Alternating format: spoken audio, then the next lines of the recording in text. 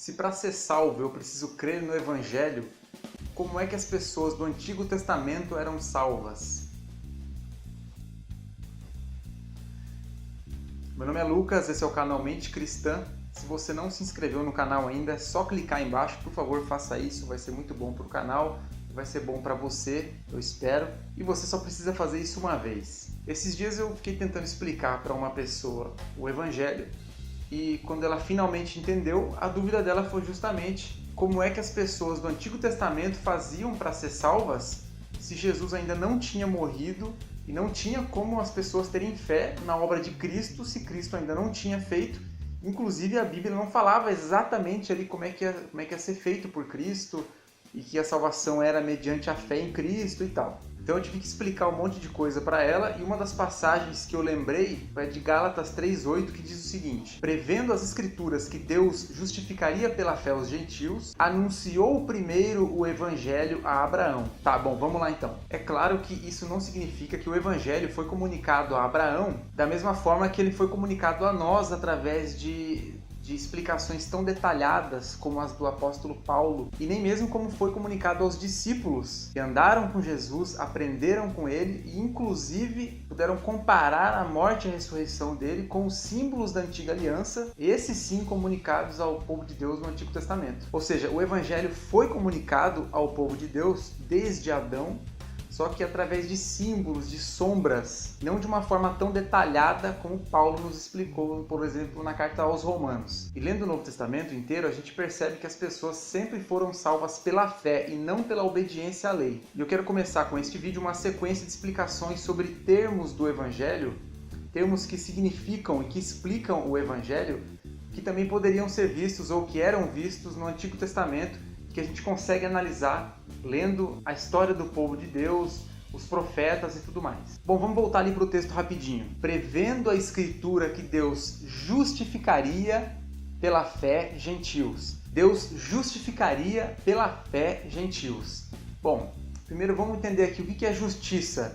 Vou tentar explicar mais ou menos, você pode recorrer aí a um dicionário ou procurar no Google, de repente procurar no site Voltemos ao Evangelho ou no Monergismo, que tem explicações excelentes lá. Tem um versículo em Romanos 4 que diz assim: bem-aventurados aqueles cujas iniquidades são perdoadas e cujos pecados são cobertos. Essa passagem fala de duas coisas diferentes, duas características, dois aspectos diferentes do Evangelho, que são a justificação e a expiação. Mas não é sobre nenhum desses dois aspectos que eu vou falar nesse vídeo. Vou pegar essa passagem aí para explicar um pouco sobre justiça mesmo, a partir desse termo aí, iniquidades. Bom, o que é uma iniquidade? Iniquidade é o contrário de equidade. Equidade é sinônimo de retidão. E por que esse termo? O que significaria, por exemplo, retidão? Retidão é andar conforme os caminhos de Deus, conforme a lei de Deus. Ou seja, é obedecer a Deus, a obediência à lei de Deus. São as boas obras, as obras da lei. Isso tudo é a mesma coisa. E justiça é exatamente isso aí. É andar conforme a lei de Deus, andar nos caminhos de Deus. Tá, então voltando lá para o texto, o que significa justificar o gentio pela fé? Esse texto então está falando sobre uma das palavras principais para explicar o Evangelho, para explicar como que acontece a salvação, que é a justificação. E como é que acontece a justificação? Bom, vamos lá de novo para Romanos 4, de 2 a 5. Porque se Abraão foi justificado pelas obras, tem então de se gloriar, mas não diante de Deus. Pois, o que diz a Escritura? Creu Abraão a Deus, e isso foi lhe imputado como justiça. Ora, ao que trabalha, não se lhe conta a recompensa como dádiva, mas sim como dívida. Porém, aquele que não trabalha, mas crê naquele que justifica o ímpio, a sua fé lhe é imputada, ou seja, é contada como justiça. Essa passagem está basicamente explicando que a salvação de modo nenhum é pela obediência a Deus. Tem muita gente que ainda acha que a salvação se dá quando a pessoa obedece a Deus. E não é isso. E aí sempre tem aquele cara que levanta e fala: não, mas a fé sem obras é morta. É claro, a fé sem obras é morta, mas a obediência, ela é fruto da fé. Essas pessoas que acham que a salvação é pelo esforço delas, por elas trabalharem para Deus e tal, elas não conseguem entender esse texto aí. Veja bem, a salvação, ela é gratuita, ela é um dom de Deus, ela é uma dádiva gratuita de Deus. É exatamente o que esse texto está dizendo. Inclusive, vamos voltar ali e vamos ler o versículo específico que fala disso. Ao que trabalha, não se lhe conta a recompensa como dádiva, mas sim como dívida. Ou seja, se a pessoa trabalhasse para ser salva, a salvação não seria uma dádiva, um dom de Deus, ela seria uma dívida de Deus. Deus estaria devendo para a pessoa.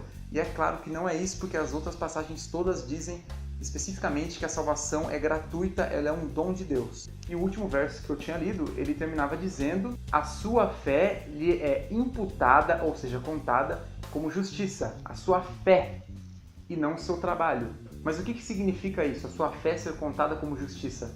Não é que você seja justo, nada disso. Pelo contrário, você não é justo, mas você tem fé. Mas se você tem fé em Cristo, essa fé é contada como justiça. Mas agora pensa comigo, se a justiça é imputada a nós pela fé, qual é a justificativa disso? Qual é a justificativa? Ou melhor, é justo que só porque nós temos fé, nós sejamos considerados justos por Deus? E é claro que não, é claro que isso não é justo. Mas eu estou falando que Deus não é justo? Não, não é isso. É que tem mais coisas aí para serem explicadas. Só que como você está percebendo, antes de eu explicar aqui sobre justificação e tudo isso, eu preciso fazer uma diferenciação aqui entre justificação e imputação. Mas isso eu vou fazer no próximo vídeo, para esse aqui não ficar muito longo. Então, se inscreva aqui no canal. Se você gostou do vídeo, dá um like. Se você aprendeu alguma coisa, de repente, se você pode passar esse vídeo para outra pessoa aprender alguma coisa, dá like no vídeo.